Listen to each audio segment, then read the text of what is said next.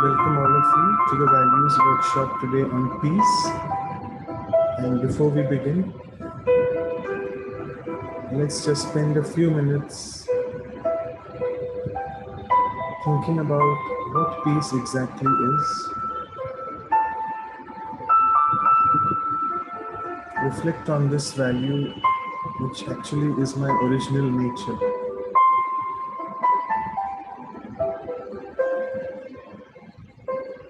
And let me, from today's workshop, try to explore the peace within. And this peaceful behavior, whether I can use this in my daily routine at workplace or at home.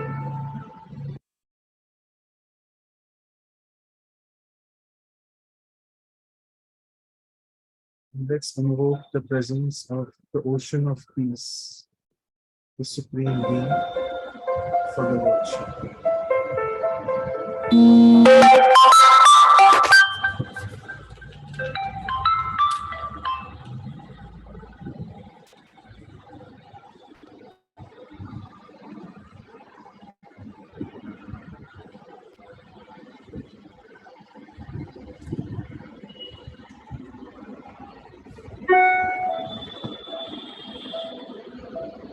So with this, let's begin. Welcome all of you. Quite a few participants there now. As you can see, we have been covering this almost since last 2 years. We are soon approaching the second anniversary, both of our workshops and of the series as well.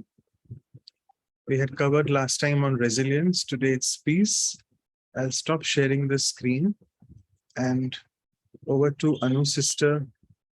Today we have just both of us are there, myself and Anu sister. And over to you, Anu sister, for the first activity. Thank you. Thank you so much, Manoj brother. Welcome everyone.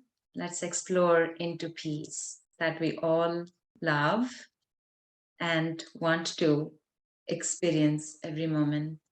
So to begin with, our icebreaker would be, as we always do, watching a video. So let's see, and what insight you get out of that.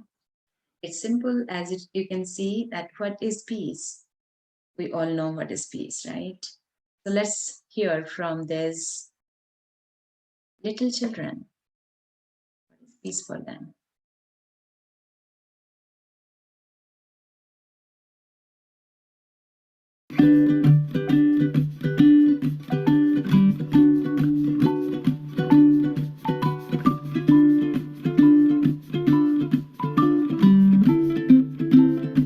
Peace is it means that you can make peace by making your body be calm. If you need the space, you just scoot. Settle and quiet. When you're listening to other people, Just being calm. You can be free to be creative. Family. Harmony. A state of enlightenment. For me personally, like being asleep, I think it's probably one of the more peaceful things you can do. Whenever you get to do exactly what you love. Community. Being content. Not being afraid to go where you want to go, do what you want to do. Fulfilled. The element of being nice to someone. that you have space for yourself. Pretty. Pillows and blankets and beds. School. It will look great. Being quiet. So being able to agree on things and compromising. Taking care of your friends.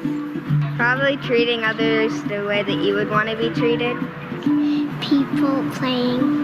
Setting aside differences to come together for the greater good. It would look like a place that had direct communication as a real basis. Really big trees. I feel like trees make people nicer. People think about other people before they say stuff. Just being chill with one another. Respecting everyone's opinion and not judging anyone. Holy Cabelli! I just feel so loved here, and it's a big community.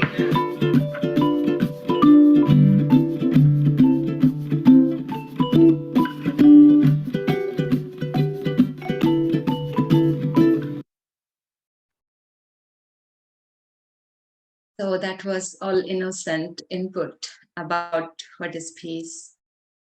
That's a good start, I would say. We all, however, thrive or long for experience peace. So I'm sure we all also got our thoughts as we were watching the little children, that what is peace for me. So let's start with our first exercise.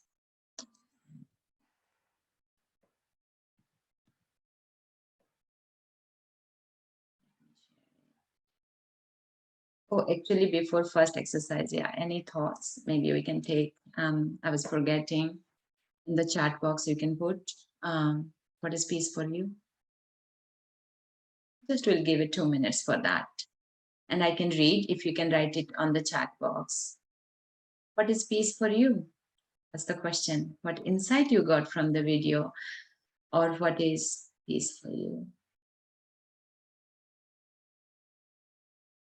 Maybe everybody is feeling peaceful, but anyone inspired to share?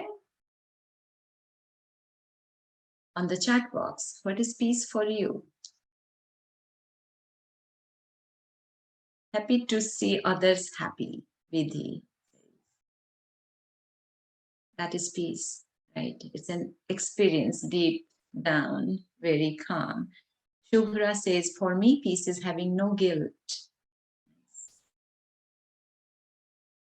Anyone else? To know who I am, Manuel brother says.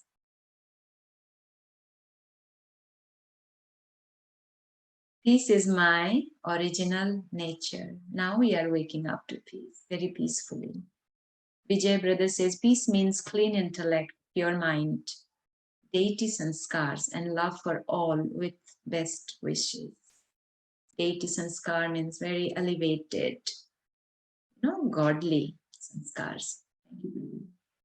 Richpal Bhai says, constant remembrance of him, that's the divine, the universe, the supreme soul, that's peace.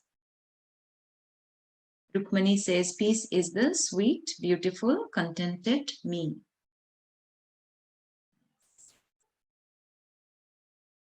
Yeah, see? Then again, Gulden says, being in good relations with you and others is peace. Tranquility and serenity is peace. Very nice, beautiful.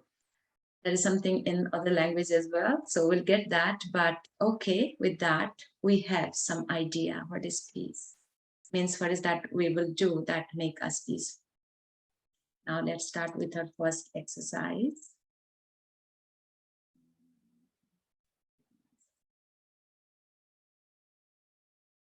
So as always,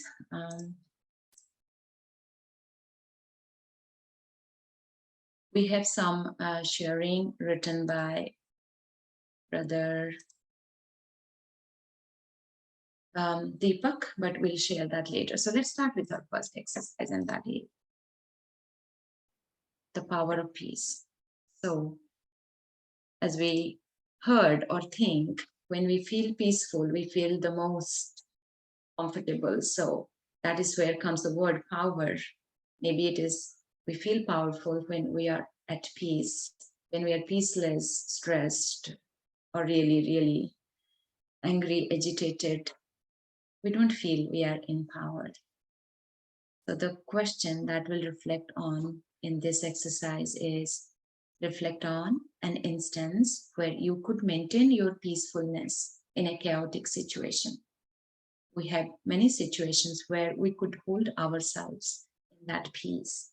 So reflect on an instance like that in your life where you were peaceful, even though there were chaos all around you or disturbed scenarios around you. And as you reflect, see how you feel, or what were the advantages of being peaceful you felt. So reflect on an instance where you could maintain your peacefulness in a chaotic situation, and what are the advantages of being peaceful. We'll take it 2 minutes. Write it down on your notepad or on your electronic thing, and we will take sharing verbally after the 2 minutes.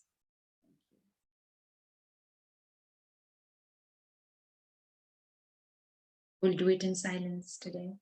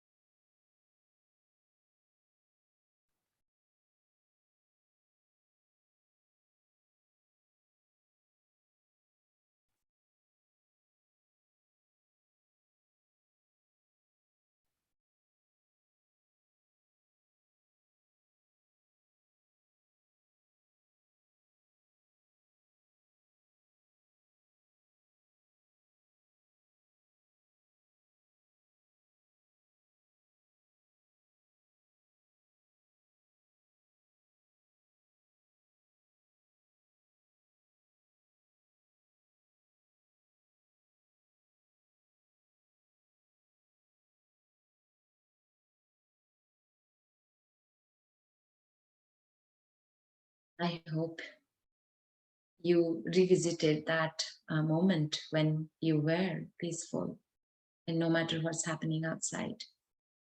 You must be experiencing that at the moment.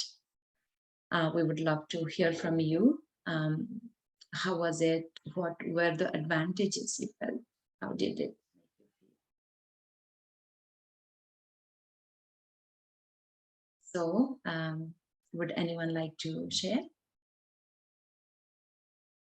Unmute and share. We would like that. Then chat. Anyone? Anyone inspired to share? What are the advantages of peacefulness?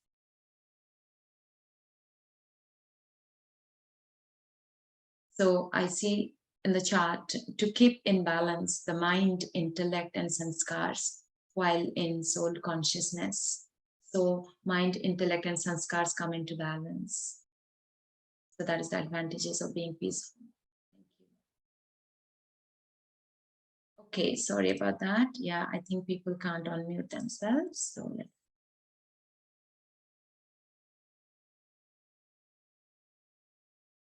Yes, now you can unmute yourselves. So yes, Vijay Bhai. Om Shanti. Om Shanti Didi Ji. Now we are always peaceful when we are connected to the Supreme.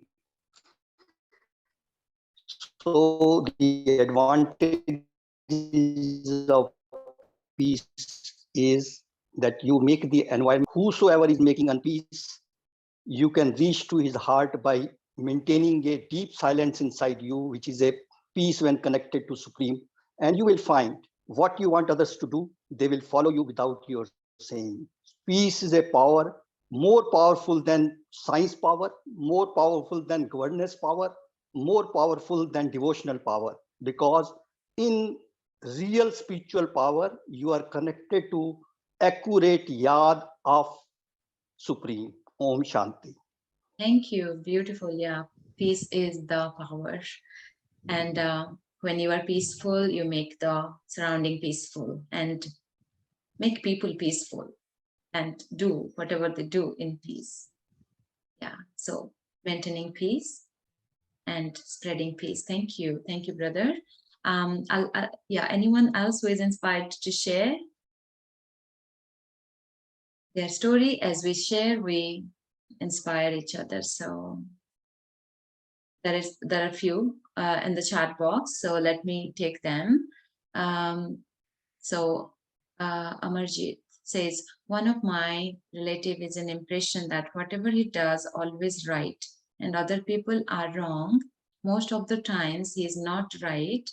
So I generally do not debate with him and do in my own way. Results are always good. So moving away from debating, but that is the chaotic situation. So when harmony cannot be maintained in that sense, that you move away from debating and doing your way, keeping the peace and calm, and results are good. Thank you, Amarjit. Gulden says, you can reach the solutions easily. That's the advantage of being peaceful. Manoj brother says, peacefulness releases good hormones like endorphins and enkephalins, which give me the feel-good factor advantage of the physical health. Thank you, brother. That's the doctor's perspective. Definitely the very healthy hormones when we are peaceful.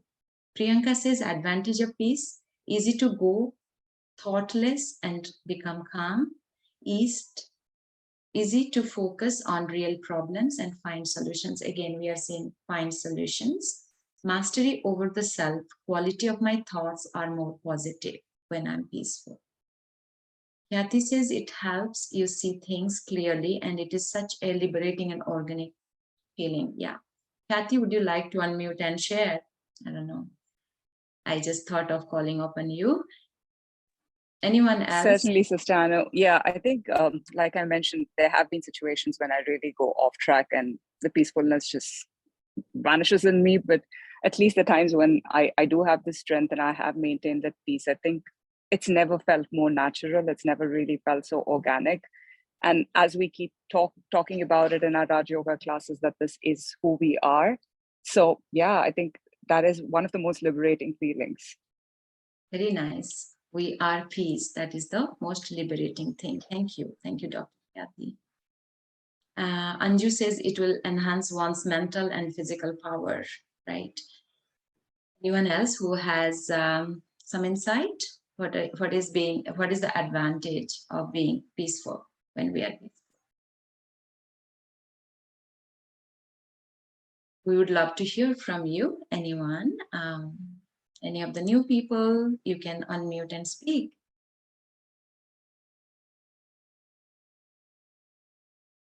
Okay. If not, let's move on. Yes, Manisha. Sister, would you like to share? Thank you. Shanti, sister. I just joined. What was the topic? Topic is when we are peaceful, how do we feel? What are the advantages of being peaceful? Well, lots of advantages of being peaceful. You feel in control, and I feel the original self, the way I am, the soul. Thank you so much. Yeah, you were put on the spot and beautifully said that you are in control and realization who you are. Thank you so much. I think with this, let's move deeper into it as we have a lot waiting. But I think we'll see if Deepak brother can share the screen and show the few points we got. We got quite a bit of good points actually.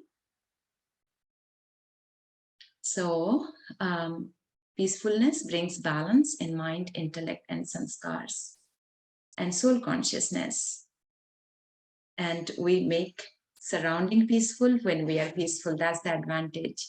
It helps to see things clearly and it is liberating. It makes you feel or realize who you are. Mastery over the self, quality of thoughts are more positive. Easy to go through, thoughtless and calm become calm easily, and focus on real problems and find solutions. And it releases good hormones, friendly hormones in the body. That is very, very healthy for the body. And if I'm peaceful, I'll not feed violence, keep blessings, if not get angry, right? Beautiful. And yeah, reach to the solutions easily. We got that again. And mental and physical power, it enhances. And peace is sweet, beautiful, contented me. So that is the qualities it make you feel, and being peaceful, and we are in control. Thank you very much. Thank you, Deepak brother. Thank you for sharings. And now I'll hand it over to brother Manoj to take us more deeper into the realization. Okay, so thank you all of you all for your wonderful sharings. And it just reminded me of one thing, that why did we select this week and we started since last 2 weeks, we have been revising what we call the Avyakt Murlis, the elevated versions of God itself on peace, because on 21st September, Wednesday, just a few days ago, that was the World Celebration Day of International Day of Peace, which was celebrated by the United Nations. And also, I mean, I missed the talk of Vedanti Didi myself, but you all know she has done such fantastic work on Pause for Peace. And that is the way she served the entire continent of Africa. I'm sure you all heard her, and I'll be sharing what she spoke as well. So the main aim of all these workshops which we do with you all is to basically help you all in diving down deep into the feeling of that value. So we start with a few things like what is the definition, what are the advantages, how do you feel about that value? And now let's try to go in the depth of that value. And the way we can do it is by experiencing the value. And that's what I'll do with you all in the next 5 minutes or so. I'll just share my, I hope the music should be audible. And if not, then we'll just spend the time in silence. I'll just share the screen first.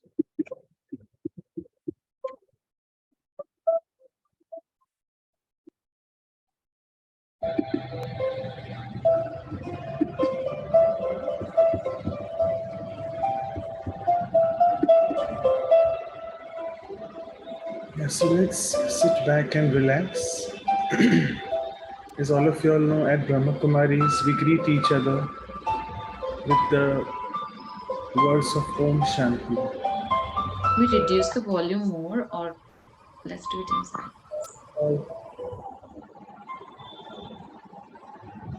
Om stands for I, the being, and Shanti means the peaceful nature which I have. So let's take a few deep breaths in and out and relax our body. Relax. And as we relax our body, you see that the mind also starts getting relaxed. Relax your mind.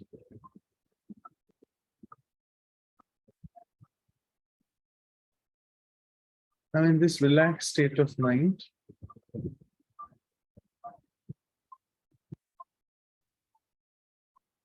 create this beautiful thought that I am the peaceful being.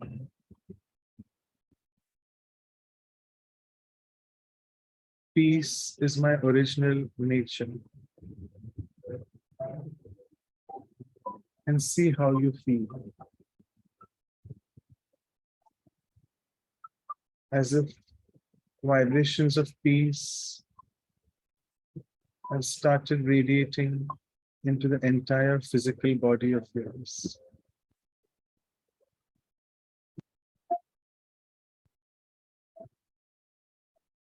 And the room where you are seated in is also filled with this energy of peace around you.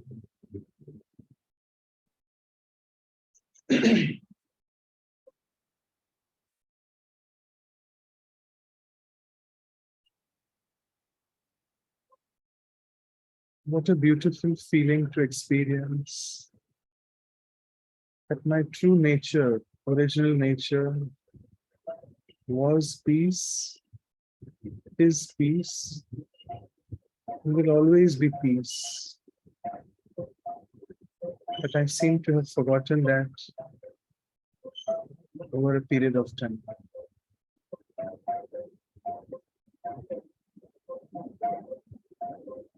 So let me connect to my true original nature that I am. That is the Om Shanti.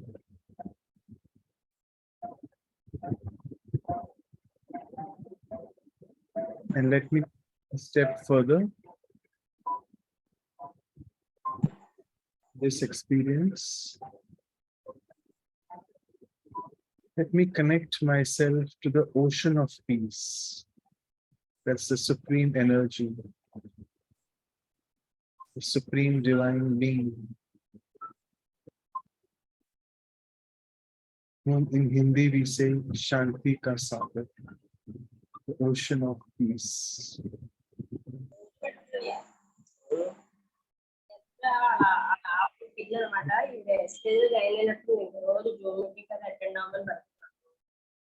The moment I connect to that supreme being, the ocean, I start receiving more and more peace, this energy of peace from that being, which helps me deepen my experience of being peaceful.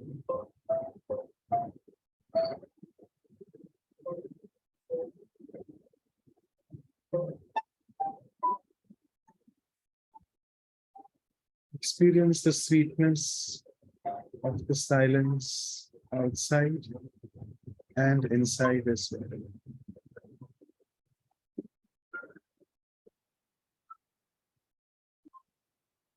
My true nature, the inner peace.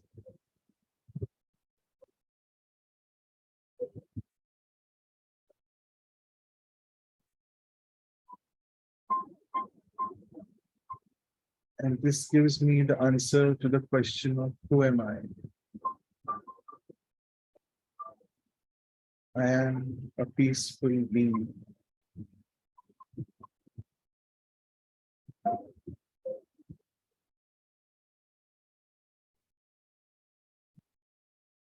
So let's take a deep breath and return back into the awareness of the room we are in.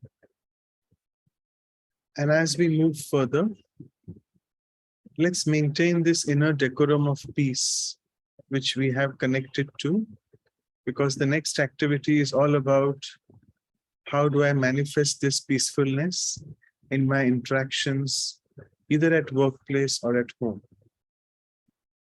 So let's move on to the next activity. This is what we call the action planning, whereby from these small workshops, 1 hour workshops, 15 minutes activity, whatever experience you have felt, take that experience back to whether you're going for your workplace or home. Can you really translate this into an experience there? Or is it just for the moment, for the next 15, 20 minutes? Obviously not. So let's visualize a peaceful day at work, whereby you come in the morning, you're quite peaceful. As the morning goes by, midday, lunchtime, you're still quite peaceful, not many challenges, because you have connected to the inner peace.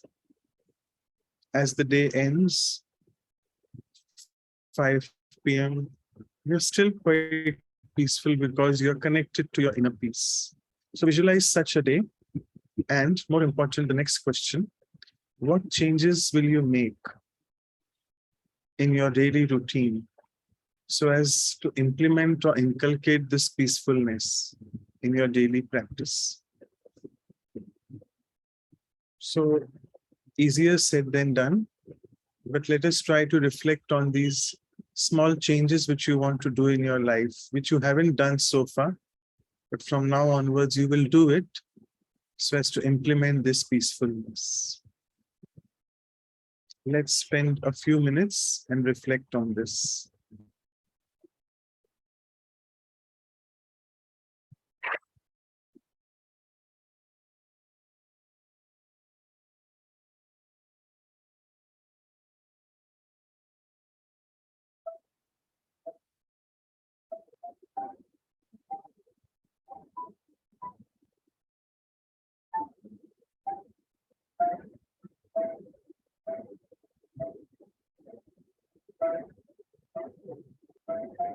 You could also think a few methods or ways by which you can inculcate this practice in your daily routine, or some changes in your routine, chores or routine schedule, which you have, whatever feels suitable for you.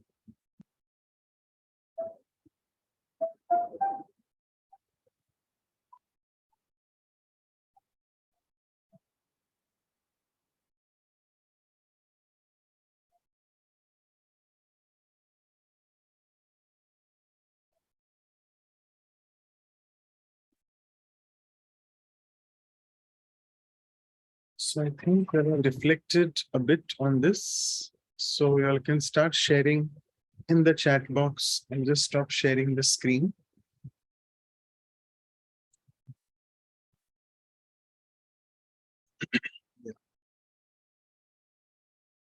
So you all are actually inspired to switch on your video cameras if you are comfortable and speak orally. And I would request new participants who haven't spoken so far to seize this opportunity and speak. Because people otherwise tell, oh, we don't get chances to speak in the workshop. Now is all the chance if you all want to unmute and speak. I think you all can unmute. That should not be a problem. Yes.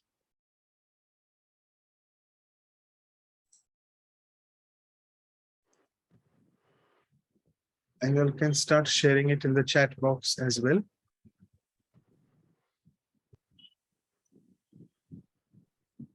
Okay, looks like you are very peaceful, in a peaceful mode. Well, don't you want to type? Okay.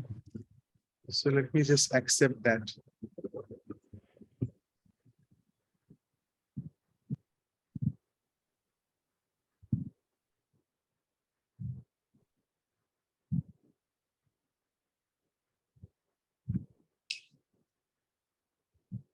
Okay, I can see you all can raise your hands. Is Amarjit, yeah, please go ahead. Yeah.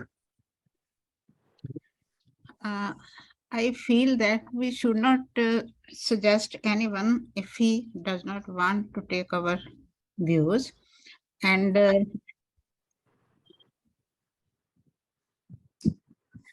so what should we do rather? Whatever is happening, if it does not affect us directly, so we should keep quiet. Okay. Fine, good answer. Keep quiet. But what should be the state of mind inside when I keep quiet? My mind also should be quiet. Otherwise, there may be a running commentary inside.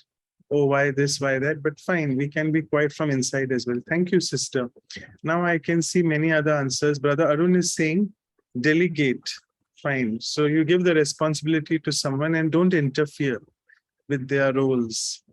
And yeah, define the roles of everyone. I think all of you are going in that mode. Some personal experiences which are inspiring you to write down these answers. Okay. Melanie says, could you please repeat the questions? Yeah. The question is for you, Melanie, if you missed that bit, that what are the ways or methods in which you can inculcate peacefulness at either home or workplace? So Sheila says, staying calm, not rushing, and being in a soul conscious state. Yeah, so that's a big state which all of us want to attain, the highest state, the soul conscious state, and accept things as they are. Yeah, so I mean, I think the gist of last three sharings was accept people there as they are, designate the roles they have, define their specific roles, and don't interfere. That will maintain your inner calm. Brother Arun says again, traffic control, right? Vijay Bhai is sharing that to inculcate peaceful Swarup. Swarup means an embodiment. you have to have the knowledge of self and the Supreme Soul. Yes. So I think all of you who have joined here new are aware of the Raj Yoga meditation course, whereby the first uh, class itself is on your awareness, who you are. The original nature of the self is peace, and that, and second is getting connected to the Supreme Soul. Morning time, yes, the Amrit Vela time, which we say, connecting to the Supreme and getting the strength from, I must say, the divine strength to maintain peace. Yeah. So all of you agree doing the Raj Yoga meditation. Okay, now it's going too fast. Let me just go here. So Khyati Behan is, I hope I'm not missing anyone. Yeah, Khyati is saying having an attitude of gratitude. Yeah, being thankful to God for everything what we have, meditate regularly. All these will help me build my emotional stability. Yeah, so we need to, in our busy work, in the morning times, it's fine. We are able to meditate, do the Amrit Vela. But as we go to our work, let's try to have these brief pauses in between, the traffic control, which all of you are saying all the time. Khyati Ben is also saying the traffic signal method, which has helped her understand the power of pause. That's a good one, the power of peace and the power of pause both. Then I think it's Sister Claudia who's sharing that take the natural pauses of 2 to 5 minutes every day for around 5 to 7 times. And you can take it in different forms. She's mentioning going outside of the house, feeling the breeze, so being in nature, because nature also itself is very peaceful. So if I'm at sync with nature, it will just come back to me. So feeling the breeze, the sunshine, the coolness, the trees, the sky, the birds, everything in the nature, and connecting. That's me. My name was Brahma Kumaris. Sorry, I wanted to mention. Thank you. Connecting from the heart with the Supreme. Yeah, so my inner nature, the peaceful nature, what I am, is resonating with the nature outside. So that's what you have said. Thank you, Anu sister. Then again, Vijay Bhai is saying, give thanks to God every morning, every hour before sleep. Yeah, fine. And Subhash is saying, feel companionship of Baba at work. Yeah, so it's a good thing that we should realize that my companion is Baba. And when I say Baba, I can take the liberty now to say that because many people are knowing who Baba is. We say Baba to Supreme Being very fondly, we say that. So we have this companion. Yes, I think it's to share. Lord, please keep yourself muted. Dinesh Bhai, if you can mute yourself. Yeah. So, Brother Arun, again, I'm just reading on and on. Sorry, I hope I'm not impinging on your sharings. We have 5 more minutes, 7 minutes. You all can just share if you all want to unmute and speak. Neeraj Bhai, Rehna Behan, Arun Bhai. I can see your cute videos. Anyone wants to share? That's the only 5 to 7 minutes you'll have. After that, I'll be just on and on. Okay. So Arun Bhai, go ahead. Yeah. So Arun Bhai, you start. Yeah, we certainly like to listen to you more than we speaking. So that's a nice one. So, but what I want to say, what I have written there is to allow everyone to do the planning. After the plan, to do the execution of the plan. And if there is a observe your own things and correct your steps. If we develop this PDCA process in the organization, that and then don't interfere and then allow them to exercise their own controls and give the confidence and trust and faith in them, and same time you get the quality time to devote to do the right, and the waste is then minimized in that case. This is what I would say. And then you are in a much more comfortable situation, because then that you are not running against the time constraint drops. And as a result of that, you get more focused, and then connecting to Baba is also helping in that way to by applying ourselves to the Raja Yoga concept in our own way, and then you spread those natural peace in your organization, in your when the people come in your room, they also feel that it is the way it is. They all already get that feeling, and that cools down. Like many times we listen to this to Janki Didi, that the moment you see Janki Didi, then you forget about your question also. So that is the kind of level one can reach there by giving that peaceful vibration. So that's what should be the approach in terms of our thinking and execution, and trying to do it as much as possible. Though it is difficult, but at least we know where I have to go. I'm saying it for myself actually. So thank you. That's what my commentary. Yeah. So I would just request Rehna Ben and Brijpal Bhai to be very brief in your sharings, because Vijay Bhai has shared. So I'll give a chance to Brijpal Bhai this time. Yeah. And yeah, the most important thing is the constant remembrance of him. Then what I have learned, then that if you lose your loved ones, it is very difficult to live. But what I have learned from BKs during these courses, one very important point, that recognize yourself as a soul having 7 original qualities. Then meditate, connect with him, live in the silence, attain peace, and spread fragrance of peace to the society.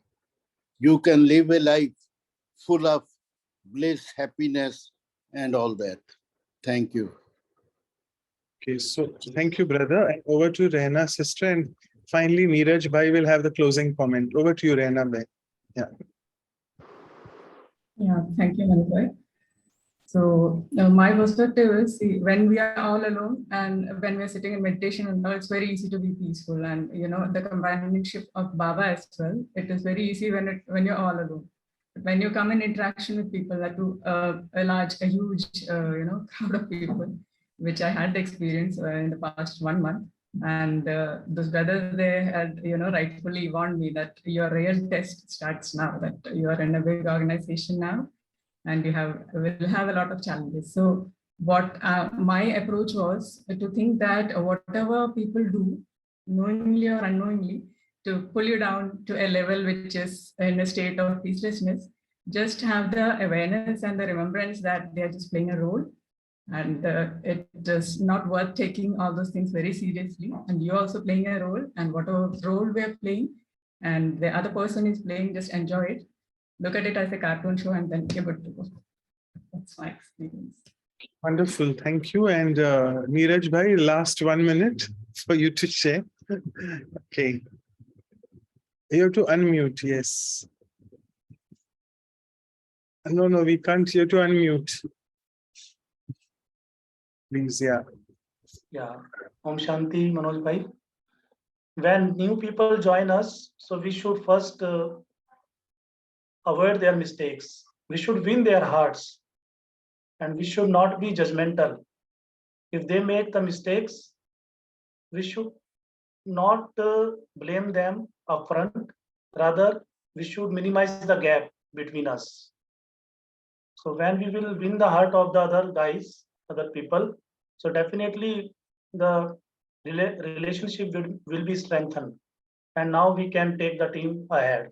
Thank you very much. Om Shanti. Okay, fantastic. So all of you have really shared beautifully. If Deepak Bhai can just quickly show me, so I can show you a snapshot of what you all have been sharing so far. Is it Deepak Bhai or someone else? Yeah, thanks Deepak Bhai. Always available. Yeah, he's a very background tireless server. Thank you, Deepak Bhai. So you can see all these all have said traffic control. I'll be very brief. Detachment, delegating the roles to others, defining your roles, attitude of gratitude, thanking God for everything, and to constantly inculcate that I am the peaceful Swarup, which is the embodiment, and getting connected to the Supreme Being. This will win hearts of people, absolutely. So these are a few ways which you all can do, and many others as well.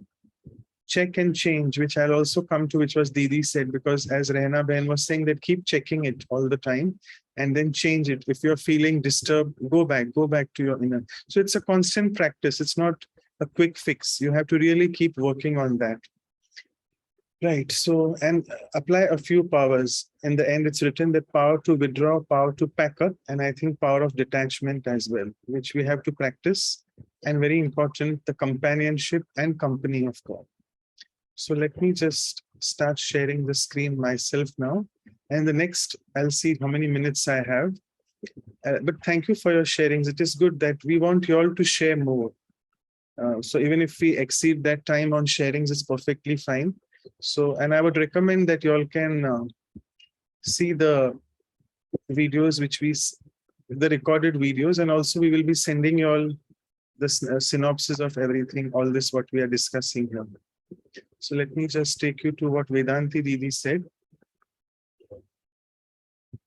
Yeah, so Didi, as always, she's the African what we call the regional coordinator serving Africa, as I told you, and I'm saying about the Pause for Peace project.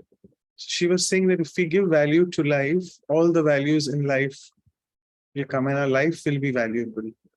So there's so many points over here, which I'm not going to read at all, but I'll take a few things that the soul needs the oxygen of love from God, because I can't breathe if I can't connect to God. And the most important thing which we said is the oxygen of love which is coming from God. So let me just go to the next slide, which she mentioned about the value of peace. And I was mentioning about the check and the change thing. This is a very common thing which the Supreme Being teaches here, that keep checking yourself in life. And Didi said, check, are you a busy or an easy person? Because busy is crazy, all rhyming words. Busy will make your life very crazy. And crazy, if you are having a crazy attitude, you'll become lazy. So there you are, busy, crazy, and lazy. So change yourself from busy to an easy person. And it's just one thought away. I just go back in the middle of my busyness with people around. I don't have to do anything. I'm sitting with them, but though they are looking at me, I am with them, but internally I just switch off from there. I create this beautiful thought that I am a peaceful being, and I keep doing this on and off so that my original nature comes out, and then I start feeling good. Didi said, speak less and slowly. We have the slogan here, speaking less, speaking very slowly in a gentle tone, and also a big challenge is to speak very sweetly. And this way you can give an experience of peace to everyone around, not only your immediate family and neighbors, but also to the 5 elements around. I'm sorry, I think I should speak slowly for the translators. So please pinch me on that if you all feel I'm going fast. Third, Didi said, have a determined thought that I want to change my life. If my father is the ocean of peace and I'm connecting to that ocean, what should be my responsibility? If I say I'm connected to that ocean, I also should be peaceful in my behavior. And Didi said beautifully that it's all a game of thoughts. We can never say, I don't have time to practice meditation or to be peaceful. No, everything is in the thoughts. So being there, again, as I'm saying again and again, that let us keep doing our activities, whatever we are doing. We don't need to sort of move out from the place where we are doing our work, but being in that busyness with others, I need to have that easiness inside. Didi mentioned about these 4 steps for practicing peace. So I knew about the 2nd, 3rd, and 4th, but Didi mentioned the first one, which is quite amazing, that forward, which means we have, as Didi, we told all about the project which they had done, the Pause for Peace. So probably she was trying to say that don't get stuck with whatever you're doing. That is your duty, your responsibility, maybe something in the family, some problem which you're going to, don't get stuck. So come out of that, jump out of that, and create this thought that yes, I have to take the next step for creating peace, because peace is something which is my original nature and I have to create. It won't come from outside, it will be from inside out. So this is what she said was the first step of going forward. Once we create this beautiful thought that I am a peaceful being, that is the second aspect, which is I have started my journey inside. So a few things will help: being introvert and solitude. These two practices, what we call introvert, we say antarmukta in Hindi, and solitude is ekantwas, which means it's a beautiful word whereby I go in the ant of ek, which is I go in the depths of me being a soul and connected to only one, no one else. So solitude, I sit in, I check my inner treasures, and I feel that I am a master of my own self. So in between, Didi said, don't worry, there'll be a few other thoughts coming from here and there, but no worries. It's a journey. All of us are on a journey and things will just happen. So we have to just keep practicing. Then once I connect to the inward, third step is going above, which is upward, and trying to connect to the ocean of peace. That's what we were trying to do in the meditation which we did. And then two other things will happen: the catching power and the touching power. There will be powerful touchings and I'll be able to catch them. This is also beautifully explained to us in the elevated Avyak Murlis, what we call. That Supreme Being says that, my dear child, you have to develop these two powers as well. If you're connected to me, I can give you a lot of touchings. He's actually giving us touchings. But am I really able to catch those touchings? How is my catching power? So that can only happen if I'm connected tightly or connected firmly to him. And once I get these beautiful touchings and catchings, then I can, actually, I don't have to do anything. It will just start radiating from me. That is what we call the fourth step of being outward. And then peace will radiate from me into the atmosphere, into the 5 elements around me, the people whose company I am with, so on and so forth. And this is called spreading the vibration of peace. Actually, again, many people think, oh, I have to spread. No, I don't have to spread. I just have to be. If I am in the being state, the peaceful state, connected to the divine, I automatically radiate that. I'm sorry, I think my voice may be cutting a bit because it is showing me my internet connection is a bit unstable, but please bear with that. Don't get disturbed by that. So revise: forward, inward, upward, and outward. Next is, again in Raj Yoga, we are taught about the divine drama of life. What is my role? I have to understand that. What I have come to this karmic field for. What is my role? My role is of a hero. And when I say hero, Didi mentioned about all the beautiful virtues which we have. The 7 basic ones: peace, happiness, power, purity, to name a few. Because the moment we left the peaceful dham, the soul world, right from day one, when we came to this earth, it was a beautiful age. That's the golden age which we say. So we have to realize that my role that time was of a hero. Let me go back to that. But by the copper age, all vices started, and by iron age, I really got stuck with all of them so much that I really forgot what is my true original nature. Giri said about God who is free from bondage. We say Mukti Data.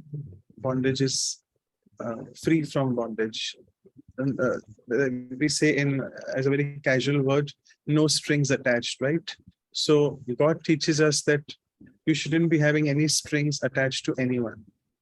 God itself, G-O-D, the word explains that: generator, operator, and destroyer. But destroyer of what? Negativity. So Didi mentioned, on which side are you? Decide. Are you in the process of destruction or on the side of construction? Didi also mentioned it's important to adopt this value and give the experience to anyone or many. So any or many. So you can start with giving the experience to the person who is in front of you. And then if you become so powerful, you can do this Mansa Seva, which is serving through the mind and influence thousands or millions of people around. For that, a bit carefulness we have to be with ourselves. We should remove our own negativity, because I can only, if you all can unmute Melanie, please. Yeah. Sorry, mute her. So we have to be ourselves, not lazy and careless, because that is not a sign of power. If I am peaceful but I am lazy, it is not power. If I am peaceful and powerful, then only I can radiate the power and peace in the atmosphere. So I have to constantly pay more and more attention to my inner state, how it is. And as we are saying, practice will make you perfect. And also it's important to take care of your body, which is the physical costume for the soul to stay in. As we know that we call the body as the temple of the soul. So if I can take care of the temple as well properly, obviously the image, the murti is the soul, but the temple also is equally important. So let me just stop here, because I think Sister Moira has also joined. She had taken many questions, Vedanti Behan.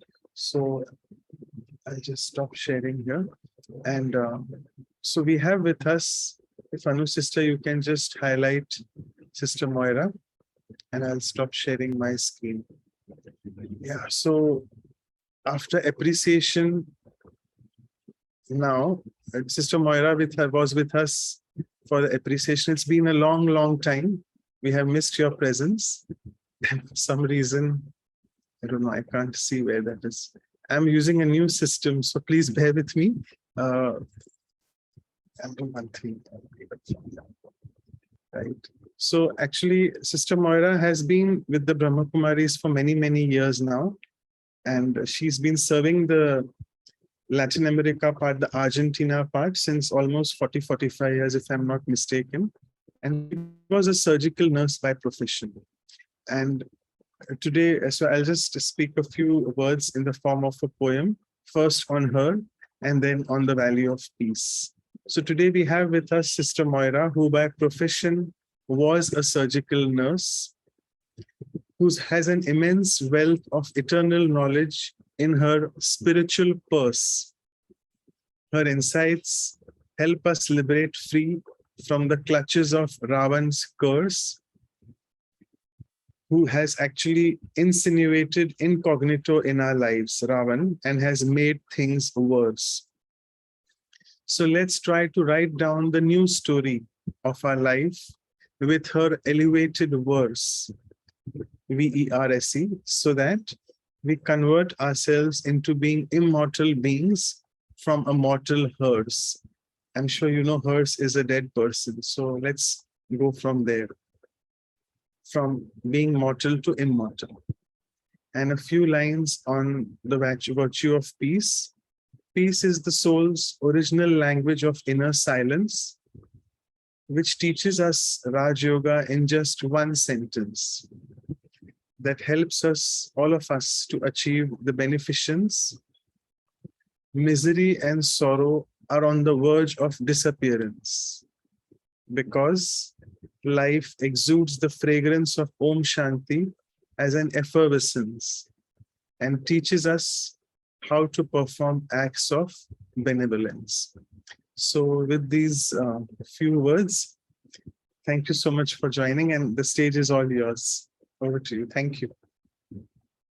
Thank you very much, Manoj Bhai. It is my honor and pleasure to be with you again today, a group of very committed souls, each one playing a wonderful part and always eager to learn and explore spiritual truth. So thanks a lot. And I was thinking about my own experience of how peaceless I was and how I explored the self, my relationship with the divine, a higher purpose in life, and how that took me and is taking me back home to being the original peaceful being that I am. And I know a lot has been covered by Vedanti Didi, for whom I have a lot of love and great admiration. And I was thinking of these three pillars in our life, a very deep sense of identity and a deep sense of belonging and a deep sense of direction. Without this, we are lost, we're completely peaceless. And that takes me back to think of my own journey when I left Argentina when I was 24. I left on a very long, nearly 2-year journey. And when my parents asked me, where are you going? I said, well, I'm not sure where I'm going. And then they asked me, when are you coming back? And I said, well, I don't know that either. So I left like a, like a lost boat in the middle of the ocean. And I had so many questions. And this was, it was making me mad. And, when you're young, you think that things are much better elsewhere. It's different from where you are. We have that dream that things will be great in Europe. And then when I reached Europe, I realized there was nothing. I mean, Europe is great, but then I thought, let me go to India. So I moved on to India, and I thought there I would find, and in fact, I did, because this is how I came. But I had so many questions. And I would say that the aspect of peacelessness that gave me most sorrow in my search was loneliness. The loneliness and the feeling of not being protected or understood. And I remember traveling. I was very young, and there were many travelers, backpackers on the road in India. And I was never alone, but I was alone with my questions in my mind. And I felt I was so unclear, so uncertain. And this is where I felt that nobody could understand what I needed to experience and what I needed. And now, once we're all on a spiritual journey or searching, we know that we all go through the same things, but in different ways at the same time. It's because each one is so unique, and each one's life story is so beautiful. And the way, the things that trigger our curiosity and our courage and our eagerness to learn makes us so special. And so in this search, I reached a point. I was trekking in Jaisalmer. I was on camels for a few days in the desert. And there is where I felt I touched rock bottom of maximum peacelessness. And I was telling my friends, I need to stop. I need to rest my mind somewhere.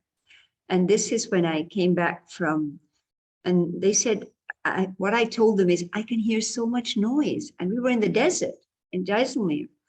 It was so quiet. You could only hear the bells, in the knees of the camels. But I said, I have so much noise in my mind. So the lack of clarity makes us so peaceless.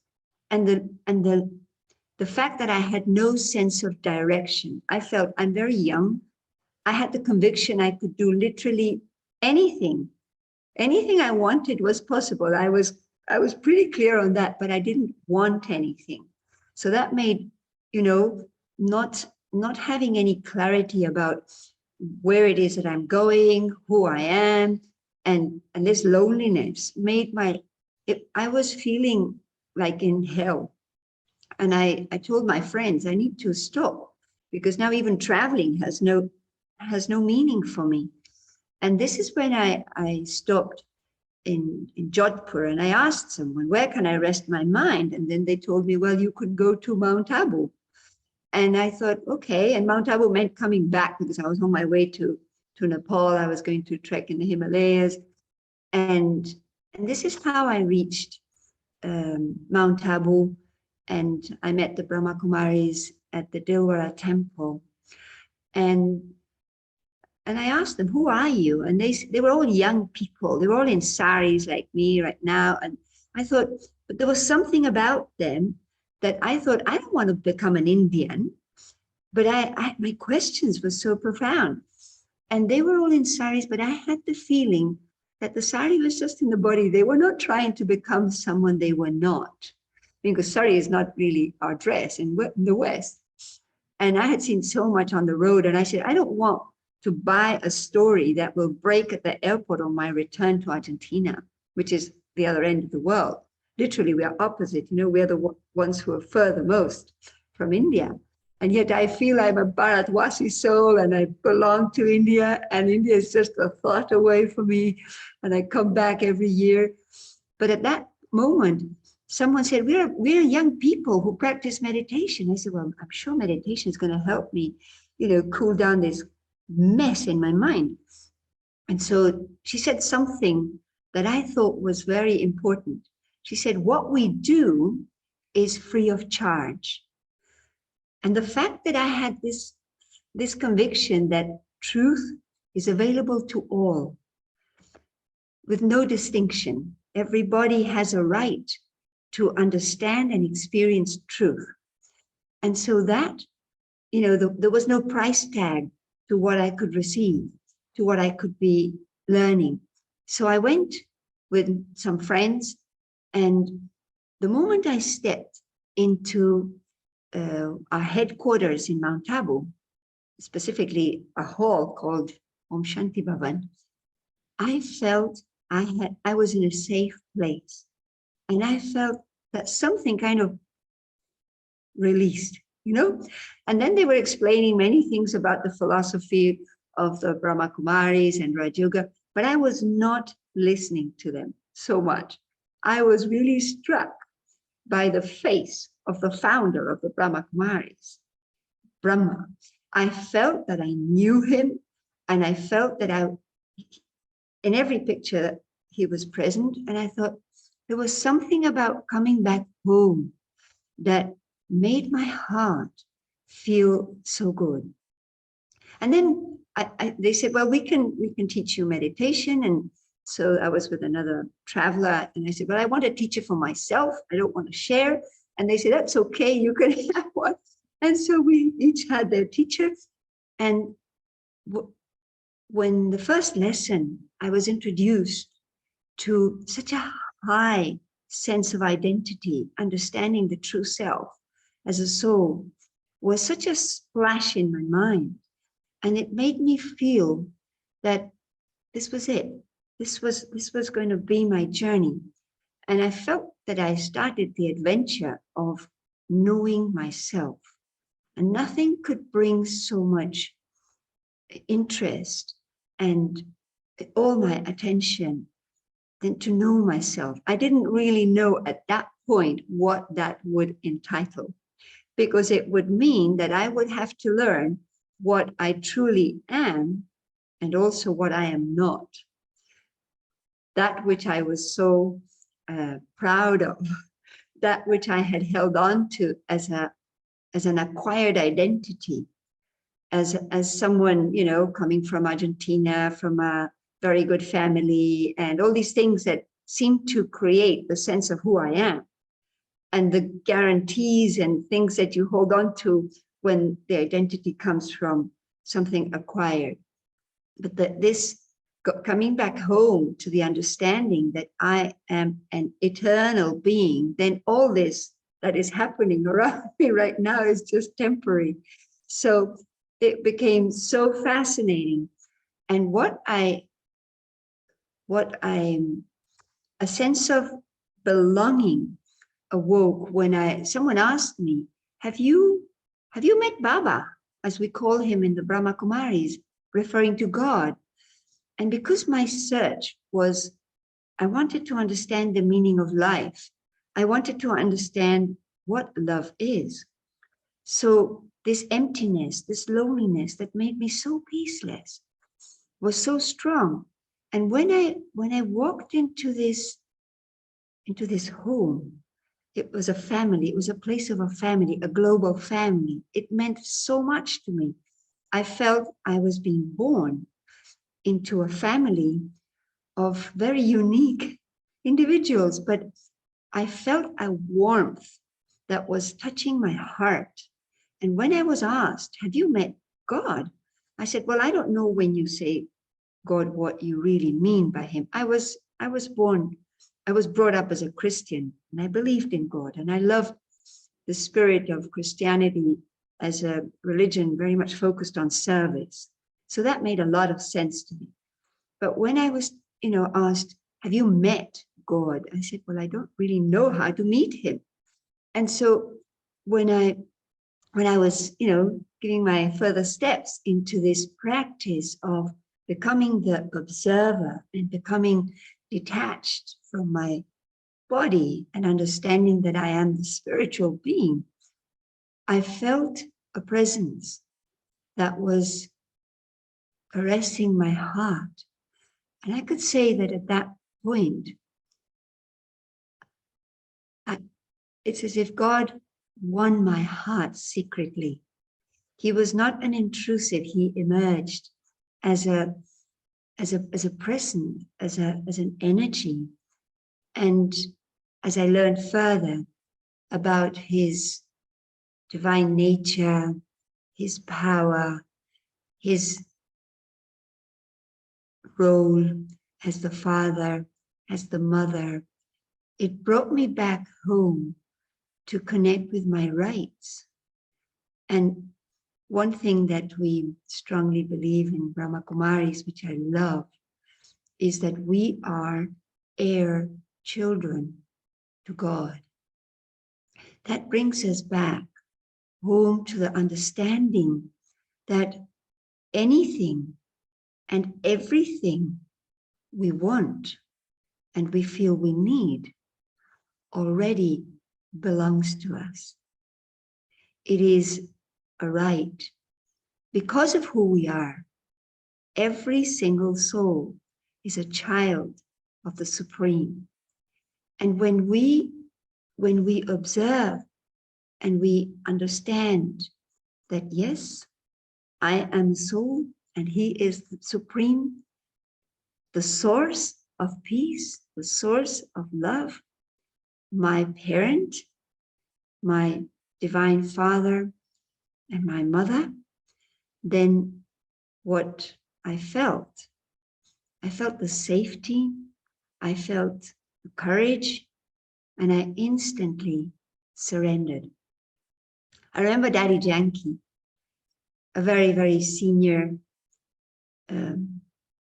very, very powerful soul who was our administrative head who left us a couple of years ago.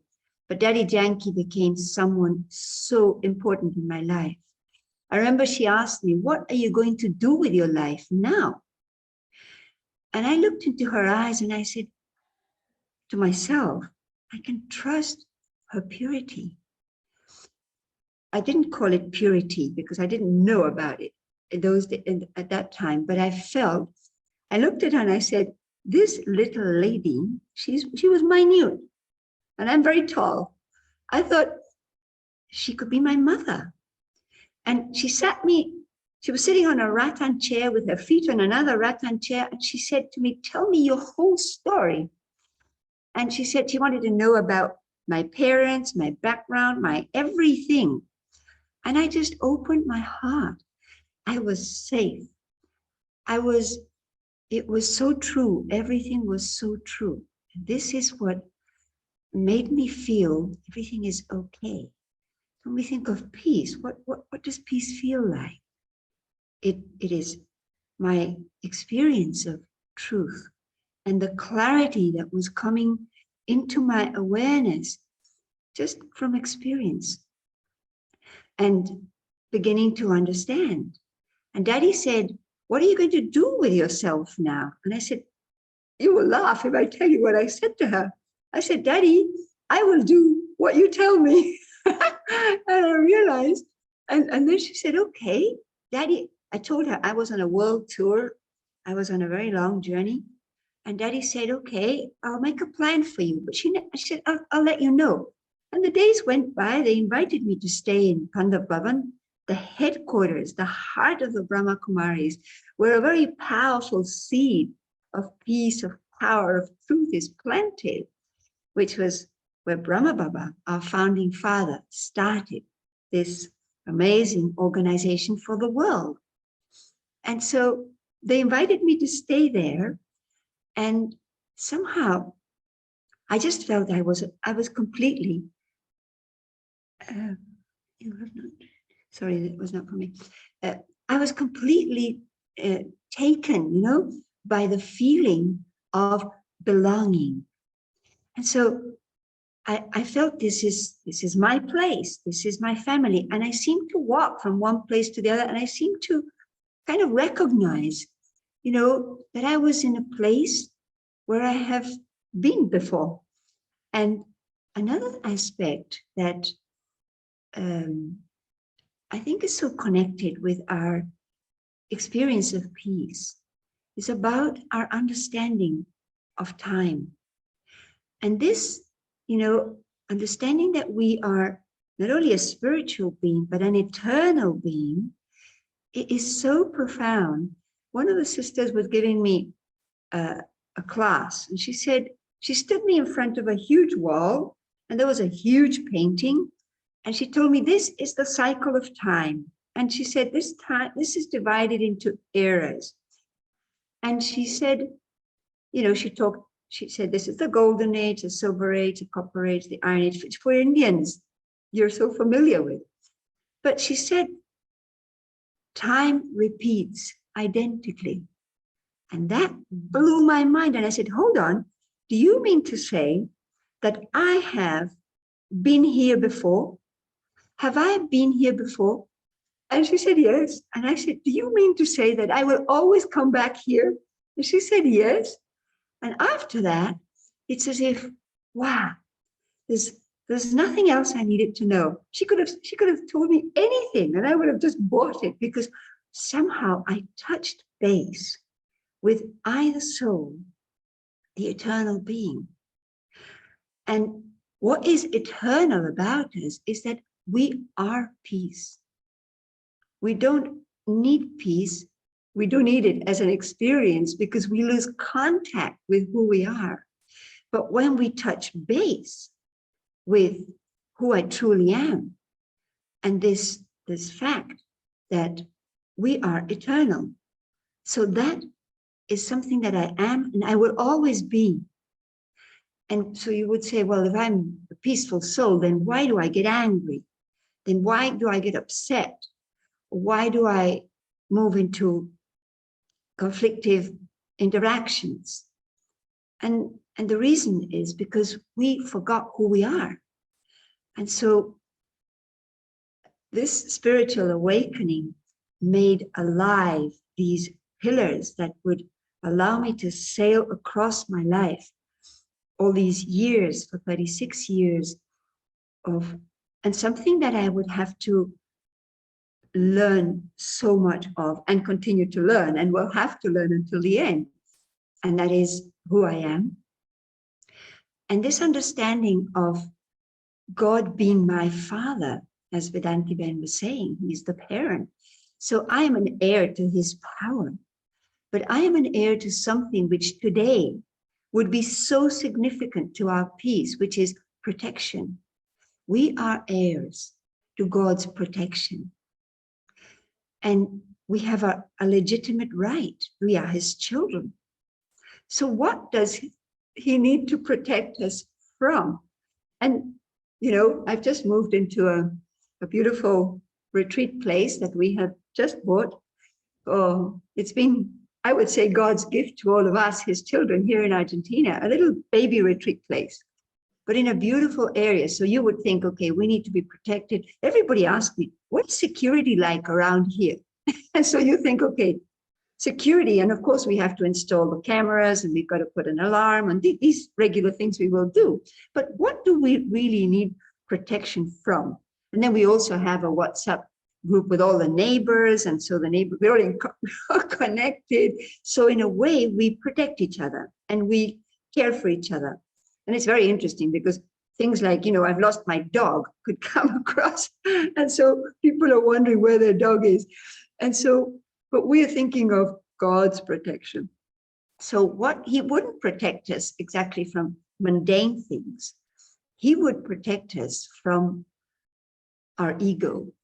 He would protect us from the way we think. And because he is teaching us how to think, we will know how to protect ourselves from people or difficult circumstances or situations.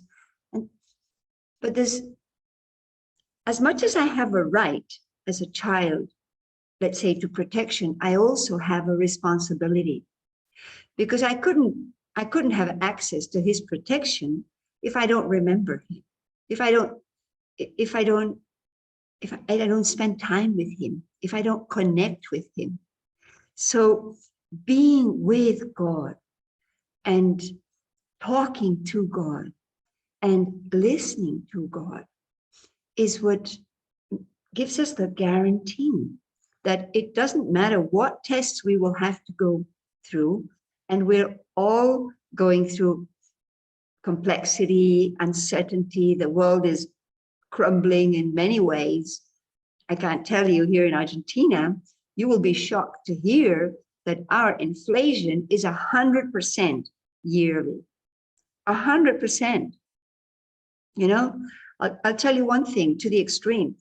This place was just bought, but last few weeks, we were renting a huge house for our main center, and the rent just simply doubled. It 100%. So, and it's not that our students are earning double as well. So things are becoming, but we have, like, the way we decided, okay, we will return the house. We will adapt to this place. This is 50 kilometers from the city. So we're doing many things online. And there's nothing that will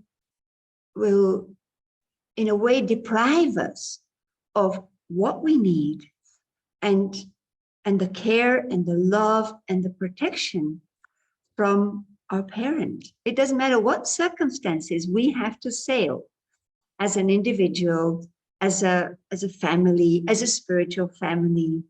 We always have this right, but we have to remember him. We have to, and I like this word remembrance, because the word meditation, I feel, I dare to say, sometimes confuses. At least in this part of the world, meditation is associated to an image. Someone sitting on a deck in a beautiful place, they cross legs, they look smart. And you would think that they have nothing to do, all their bills are paid, so this is their time and place for meditation. But for people who are working full day, busy, running around these, Buenos Aires is a huge city of 15 million people. So you would say, when do I find that beautiful place, that extra time? So I like the word remembrance more than meditation. Meditation's become like a fashion here.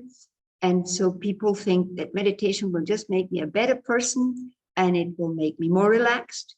And meditation is really something that will transform me. It will empower me. It will allow the divine being that I am feel expression, free expression. So meditation does a lot more than just making us a good person and a bit more relaxed. It is so profound, so deep. And what is it? I like playing with, especially business people, when we have our retreats. I tell them, you know what? We need to meditate all day. They look at me like saying, you must be nuts. I have children, I have work, I have a family. And so the question is, what is it we understand meditation is about? And so if meditation is remembering and becoming aware of who I am and establishing a connection with the source, with that one that I belong to, then if meditation is being awake, it is being aware, and that allows me to make free choice, then that is something we would want to do the whole day. So it's not something that is crazy to think about, but it's something that we need to build a capacity to remember who I am, to remember who I belong to, but also to remember something Vedanti mentioned is, I would say, a sense of direction or a higher purpose in life. So she was saying to understand the role that I play. And it is so empowering. When I was, drifting like a lost boat in the ocean, I was not so sure what for do I exist? And when I came to Madhuban, our beautiful spiritual home, I really feel I belong there. I only feel I come here, to do a bit of service, but I belong there. And so it was like, one thing I used to tell myself in my search is it's a Spanish expression, but I translated it. It's like, I'm making time, when you're trying to make up for time. And that kind of shocked me at the age of 24. I thought, what exactly do I want to make? What do I want of my life? And I knew I could study, but I was not so interested in a career. I knew I was available to work, but I was not drawn to giving my life and energy to a full-time job. And of course, I think others would do, which is great. It was just, I'm just talking out of my own experience, right?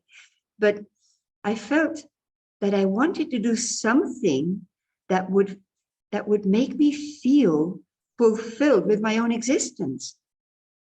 And this is when I reached Madhuban and I realized the importance of service, the example I had in front of me.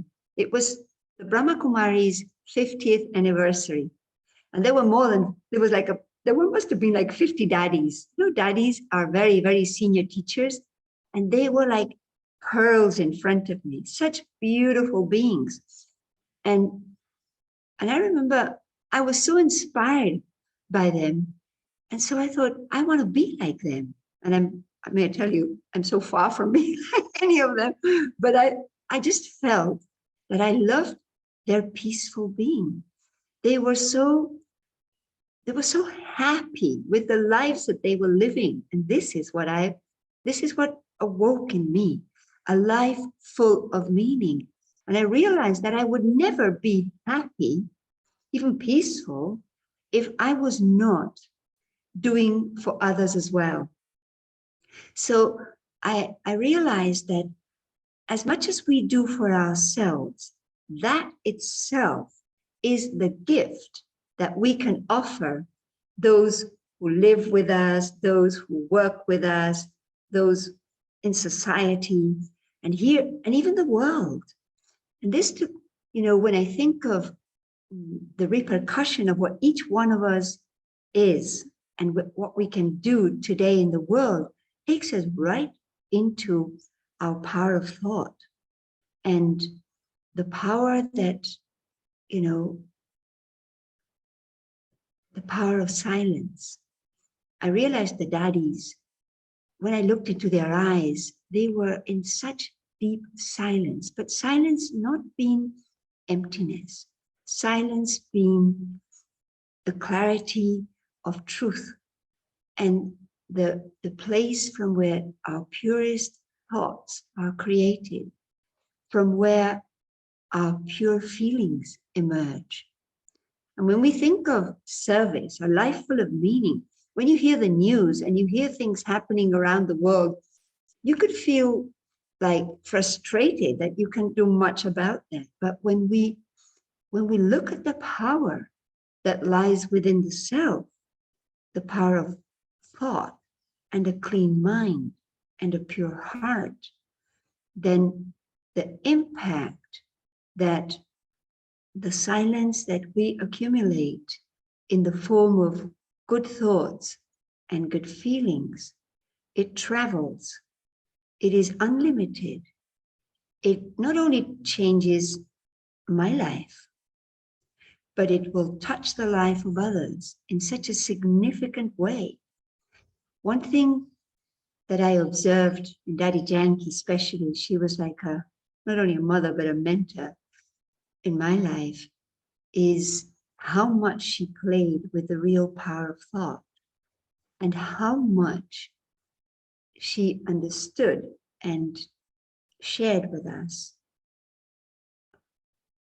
the gift that pure thoughts is in our life and the life of others. Sometimes we try to overcome a conflict with words. We try to solve things with explanations, but sometimes we either mess it up or it's not enough or it doesn't even create an impact. But when we have enough silence and self-observation, and when we are nourished with pure thoughts, those thoughts will touch the life of others, will get things done. Pure feelings will create equal feelings in others. And this is something we can experiment with more and more and more. And any peacelessness we have in that cocoon of silent observation will be dispelled, will become coolness, will become clarity. It will become that safety that we need. And a very beautiful practice in the form of very incognito, selfless service is to share good wishes. So the language of silence is the language of pure thoughts, of the best feelings that come from pure thoughts based on the truth of who we are and of who others are. Because also language is expressed through our vision, through our drishti. And drishti being the understanding and of who you are. It's not about looking at you with these eyes, it's about looking at you with this eye. The eye that appreciates you, the eye that loves you, the eye that feels compassion and that wants the best for you. I remember, the daddies have all left us, except for one. We still have one precious, beautiful daddy in Madhuban. So if any of you haven't been to Madhuban, please go. And if you haven't met a daddy, please meet Daddy Ratan Mohini, a beautiful jewel. Daddies were those souls of the foundation of this organization. They were the companions of Brahma Baba in establishing this university for the world. And the daddies had a vision of us that was so powerful. I remember sitting in front of them. Daddy Janki would give you this very powerful look in her eyes, this drishti, and then she would say, Bolo, say something, speak. And so maybe, let's say I came to her with a lot of turmoil in my mind, with maybe a broken heart, something, because we always came for help with them. We brought news, sometimes good news, but sometimes we came with our difficulties.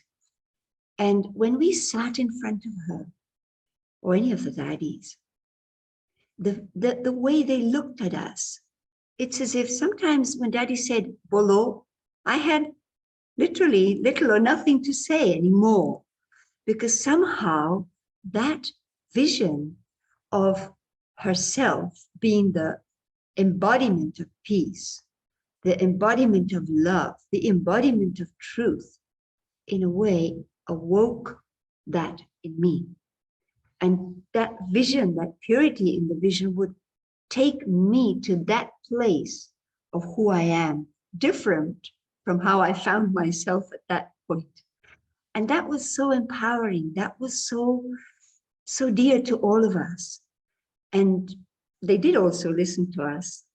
And and the advice, every word they spoke to us meant so much.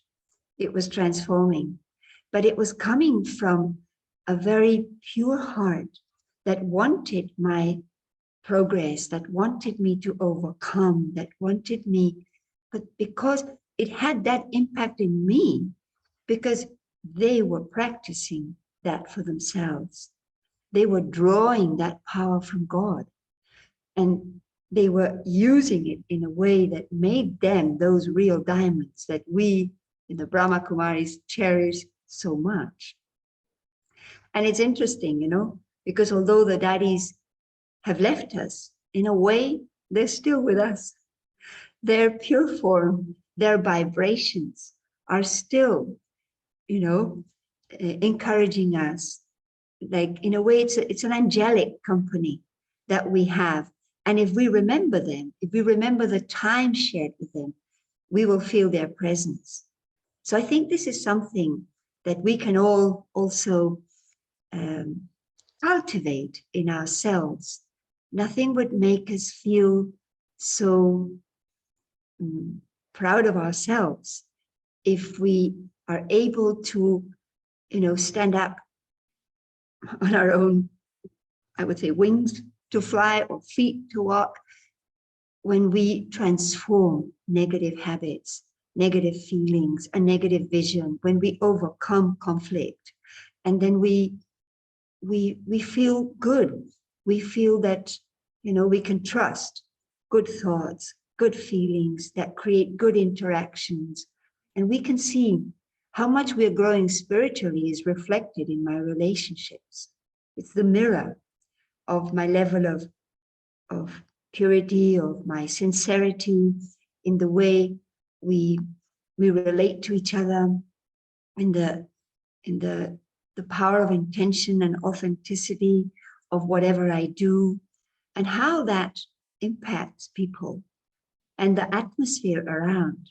We can really, it's really mind-blowing when we think of the power of thought as the seed of all creation, and how, when it is nourished by the power of peace coming from the divine, which is such a pure energy that washes away my past and allows me to be and recreate myself every day in the present. Because something that robs our peace is living in the past. You know, I think that a big one is overcoming criticism, judgmentalism, which is, in a way, in a very mundane way, it is so legitimate. You know, if you're critical in the world, it's maybe, you know, you have to have an opinion. It's like, it's expected from you socially, at least. But we know what it takes to transform my own negativity, my own impurity, my weaknesses. So we become lawyers and judges of other people's weaknesses. And it's only, I would say that criticism or being judgmental is like a signal of my own laziness, because I'm not seeing if I become fully aware of what it takes to be peaceful or happy, then I will have all my attention on my own transformation. And it is when we get distracted, it's like a very subtle laziness that we look outwards. So we are looking at, you know, what people's mistakes, and we talk about them and we make them bigger. And it talks more about me than about whoever I'm referring to. And it would refer to the laziness of my own inner work and effort to remove those thorns from my heart and to overcome those weaknesses in my life. So I think that coming back home, another very beautiful aspect that I found, and I recently had a very beautiful chance to discover, is actually not possessing anything. When we think of a world driven by materialism, what makes people so peaceless and worried and unsafe is holding on to things and being the owner of things and the ego that comes from it. But it makes us constantly worried over people, worried over situations, over possessions, over places. And since I was a child, I used to think I'm not an ambitious person. I never wanted anything. I never had this thought I should get married to someone wealthy or own a car or a house. I never wanted anything. I never wanted anything. I knew I would never lack anything. And my father was a very, generous dad, and he provided everything, even the best education here. But I personally felt that I wouldn't run after anything. But when I came to the Brahma Kumaris, I learned something which was even higher than not wanting. It was having things, but not owning them. And that I found was fascinating, because there's a practice, an awareness that we can practice, which is being what we call in the Brahma Kumaris a trustee. So what would it entitle not to own anything is, life provides things. For a start, we have a body, we have a family, we have a place we live in, we own maybe other possessions, we maybe own a shop or a business. But literally, we don't own anything. Everything is with me, but I don't own it. Because when I leave this body, for a start, I will leave it and return it to nature. The family will stay behind. The shop will stay behind. Everything will stay behind. So everything is acquired, temporary. But on the other hand, when I say don't own anything, I don't mean we have to, give everything away and be deprived of the things you need. But I mean is to overcome this myness, children being mine, this idea being mine, everything being mine, this robs our peace completely.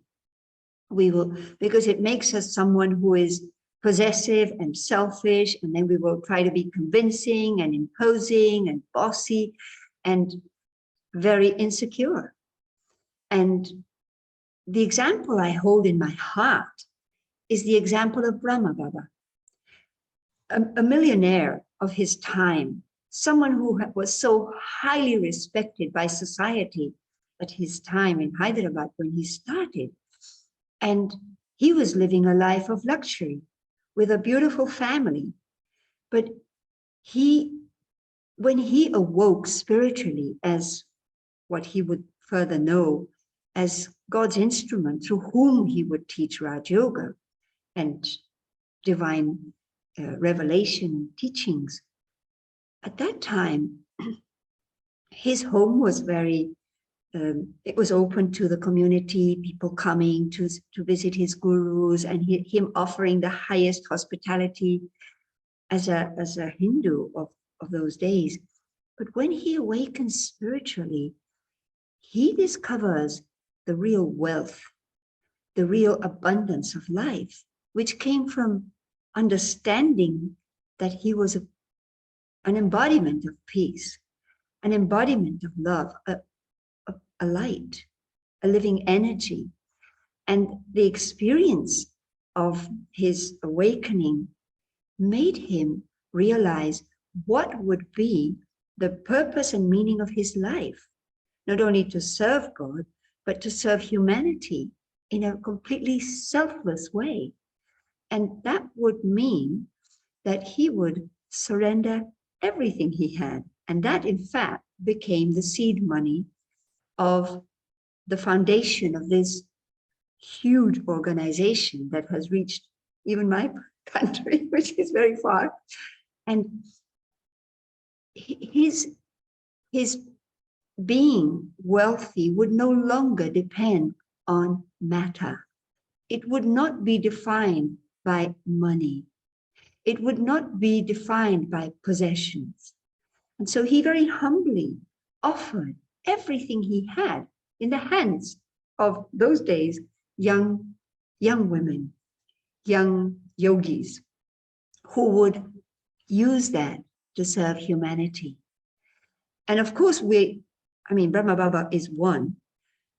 Not everybody could probably do that.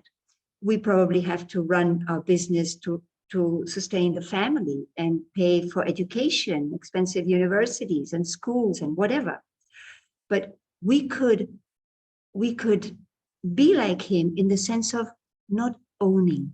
So the practice of being a trustee is offer everything you have to God. And of course, he will make you the caretaker of everything you offer to him. And whether that sustains your life, your family life or your business life or whatever, but it relieves you of the weight of being the owner, my possessions. When it's mine, it's also my energy that sustains it. But when it's yours, then it's your energy that sustains it. And in such an uncertain world where you cannot, how much can you plan ahead? What guarantees do you have of what you will have in a year or 2 or 5 or 10? No guarantees. But when we surrender everything to the divine, to my spiritual father, then anything and everything I need will be provided. So nothing could make me feel more tranquil or more, to have the guarantee that if I am in his hands, my life will always be okay. And that is a right I have. But you see, my step is I give everything. But it's not that I'm giving packets of things. It's that I stop possessing. And even if you have to look at your children, think of them. They're not my children, they are God's children. So it's his energy that will protect them. You will have to take care of them, raise them, educate them, and be their friend for a lifetime, but at not owning them. Because nothing would make you more peaceless than falling into the trap of thinking that I am the owner of anyone or anything. So Manoj Bhai, I'm going to stop here because my time is over. Oh, actually, it was amazing. We were just, your flow of energy was fantastic, and we were just flowing with your life story, which you started. So it was beautiful. Okay, and it reminds me suddenly, as you started speaking, that appreciation was the value which you had covered, and incidentally, it's a divine coincidence. Vedanti Didi spoke on the same, and now again, it's you following after Vedanti Ben. So both of you always come at the same time. It's the divine providence. We don't do anything that way. Okay, so there's just one quick question. Brother is asking that. Okay, he got the answer as well. His question was that when my mind is stressed and out of control, what should be the first thing which I should do to bring back the peacefulness and go into the remedies in an automatic way? And he's answered it. He's saying, I got the answer. I have to act as a trustee. Yes. Maybe you want to do another, have something else. Well, it's coming back to Om Shanti, and it's coming back to reminding myself that I am a peaceful soul. And it's like stepping back a little bit. Maybe I'm in a situation in which everything is a little bit intense or loud or whatever. But it's good that I can identify that it's my mind becoming peaceful and not something out there making me peaceless. So that takes me, that keeps the door open for me to come back home and assess what is it that I'm thinking. For a start, I forgot who I am. So this awareness of who I am is the safe place from where to look out and where to come from, but also transforming, our thought patterns. And maybe we are very used to, defining things in such a way that creates a little bit of hopelessness, or maybe we create negative thoughts or even critical thoughts. So when we catch ourselves being, upset or in any way peaceless, sometimes it's just that I'm not motivated. And there I also feel, because peacelessness doesn't mean I'm always in a turmoil. It may be that I'm just not happy with myself, and I've maybe lost hope in myself. So I need to renew. I need to reset. I need to refresh myself and bring, like Vedantiben was saying, that pure thoughts are like oxygen for the soul. So I need to cultivate. And this is where, spiritual learning, continuous learning, and this is what we do here at the Brahma Kumaris. We are students. I mean, none of us are teachers. It's only the supreme teacher that teaches. We're all apprentices. And so we just have to listen and reflect, and then see how we can apply it. And every day we have to find something that is of my interest. But I also have to be careful that I'm not comparing with anyone. Vedantiben said that value my role. What am I here for? I'm unique. And maybe sometimes we get demotivated because we are comparing with someone. We feel we can't do as well. And there's a very beautiful reason why God loves you, me, and each one of us. So we have to tune in to that drishti, that divine vision of who I am, that will allow us to renew. And, once, I'll just tell you a little anecdote. I was in Chile and I was going through a lot of some difficulties with our team there.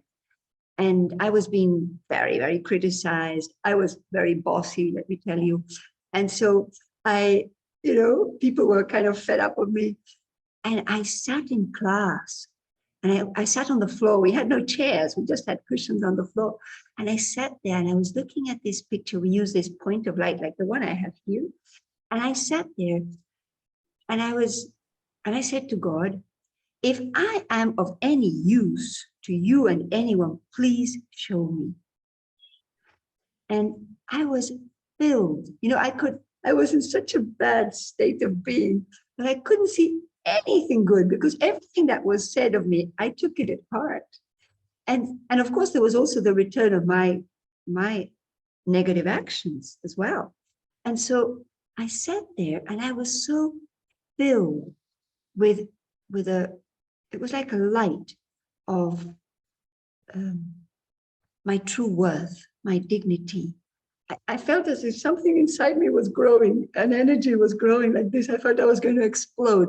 But I got the feeling that no matter what is said about me, no matter how mistaken I could be, God always loves me. He always sees the good in me.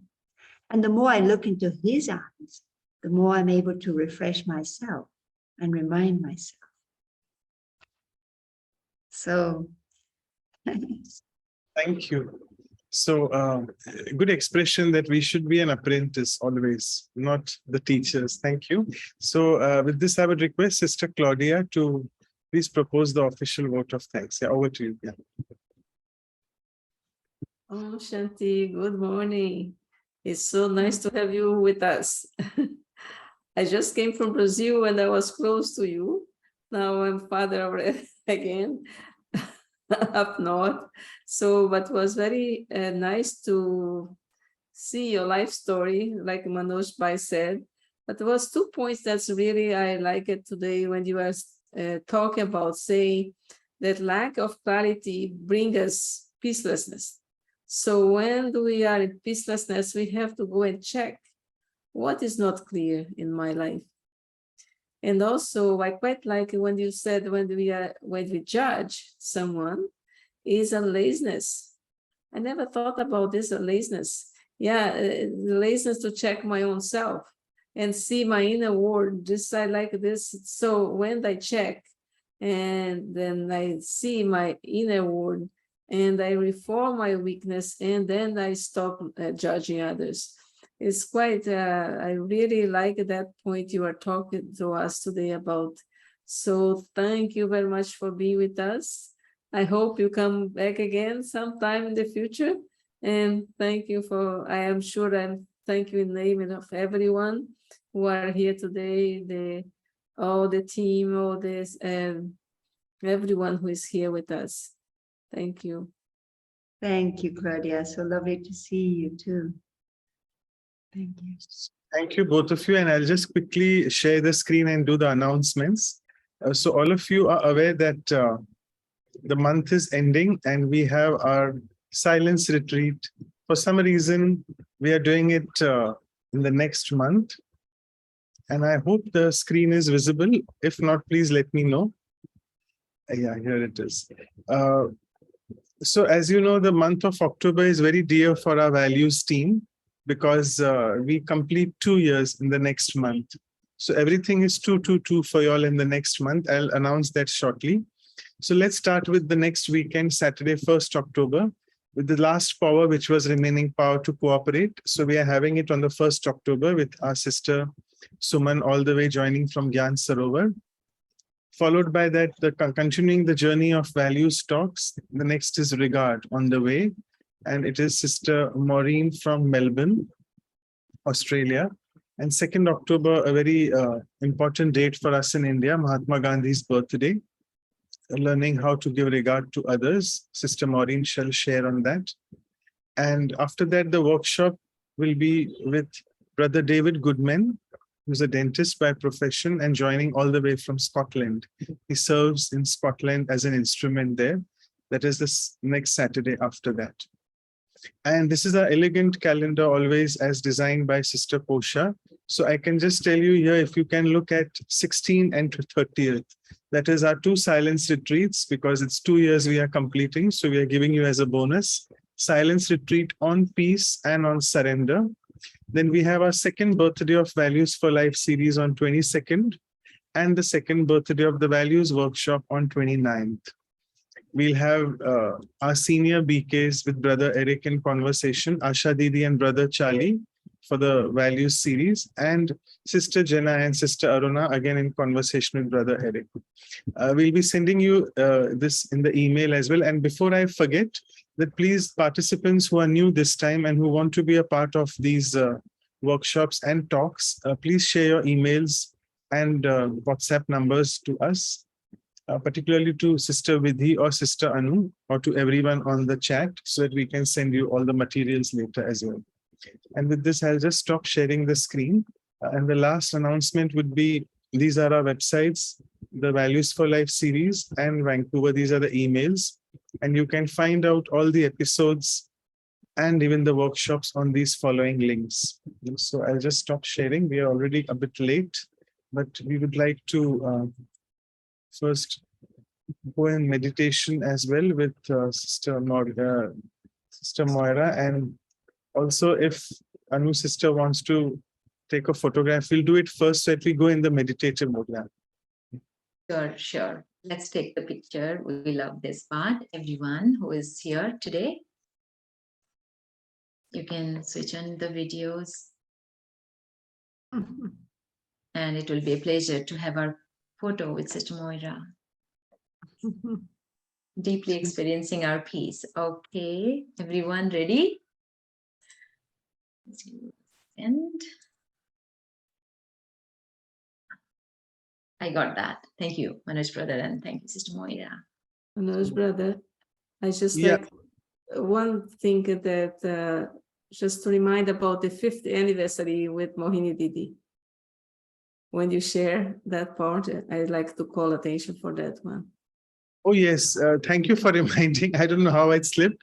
So before I forget, the 50th episode, the golden episode, as we say, will be with Mohini Didi. I mean, a very special guest, and she'll be speaking on the value of surrender, which is after regard, the 50th episode. So thank you, Sister Claudia, for reminding that. So, and over to now for the meditation to you. Yeah, over to you. Thank you.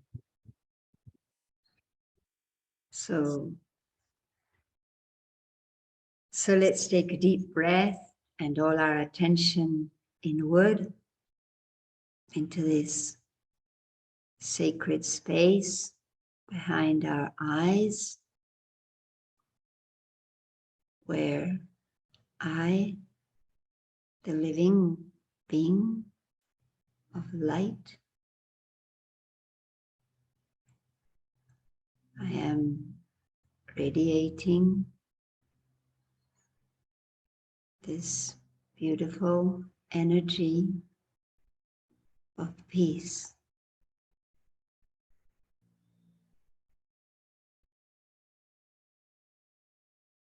And I am able to perceive the calm, the quiet, the freshness that comes from the original me. When I am calm, I have full clarity. When I am calm and peaceful, I feel safe. I am balanced. And as I move further into silence,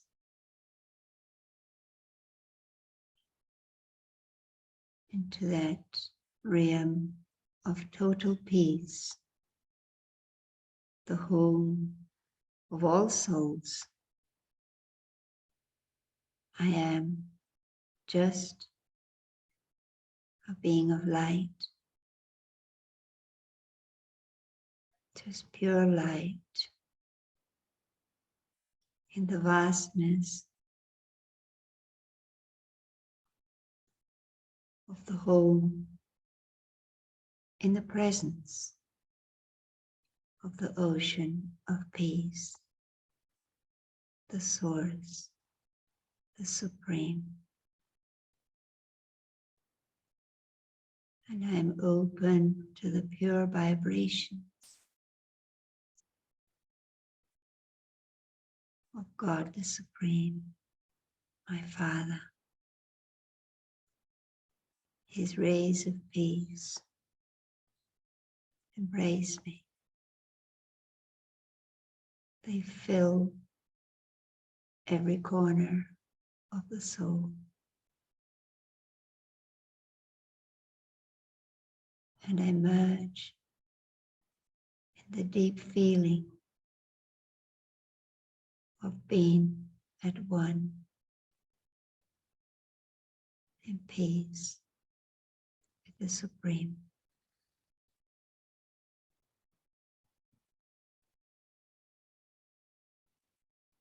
In silence, in peace, I am me.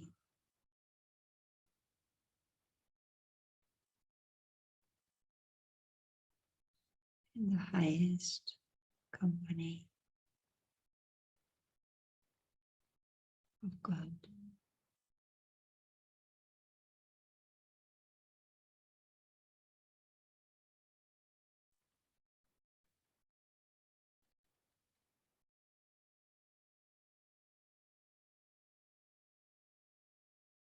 And I keep the awareness and the joy of being who I am, of who I belong to. And as I return to the awareness of my physical body, I also radiate the power of peace to my human family, my silent vibration, my pure feeling touches the life of everyone around me. I am here to play my elevated part, and all I need to do is shine the light that I am. I am a being of peace. Om Shanti.